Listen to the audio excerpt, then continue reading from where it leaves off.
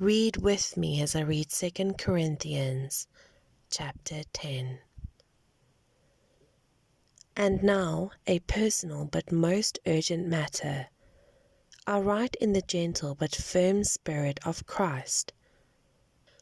I hear that I am being painted as cringing and wishy-washy when I'm with you, but harsh and demanding when at a safe distance writing letters. Please don't force me to take a hard line when I'm present with you. Don't think that I'll hesitate a single minute to stand up to those who say I'm an unprincipled opportunist. Then they'll have to eat their words. The world is unprincipled. It's dog-eat-dog out there. The world doesn't fight fair, but we don't live or fight our battles that way. Never have and never will. The tools of our trade aren't for marketing or manipulation, but they are for demolishing that entire, massively corrupt culture.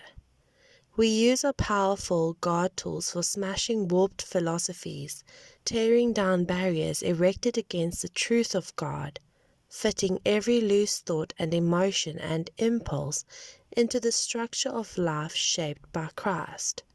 Our tools are ready at hand for clearing the ground of every obstruction and building lives of obedience into maturity.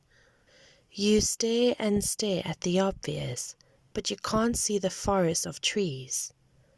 If you're looking for a clear example of someone on Christ's side, why do you so quickly cut me out? Believe me, I'm quite sure of my standing with Christ. You may think I overstate the authority He gave me, but I'm not backing off. Every bit of my commitment is for the purpose of building you up after all, not tearing you down. And what's this talk about me bullying you with my letters?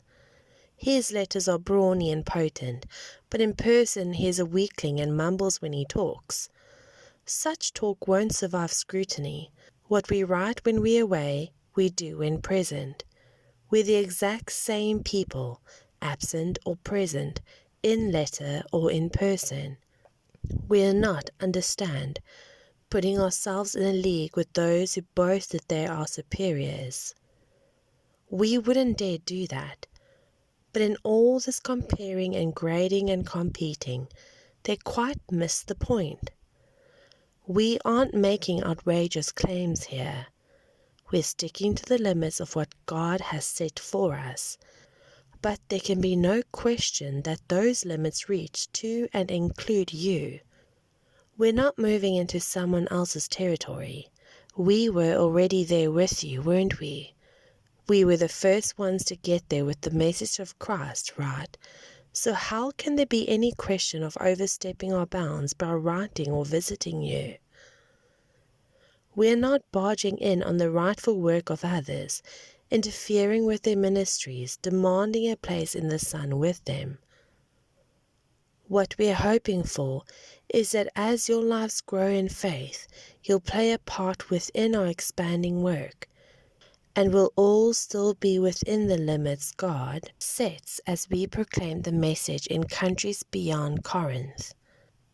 But we have no intention of moving in on what others have done and taking credit for it. If you want to claim credit, claim it for God. What you say about yourself means nothing in God's work. It's what God says about you that makes the difference.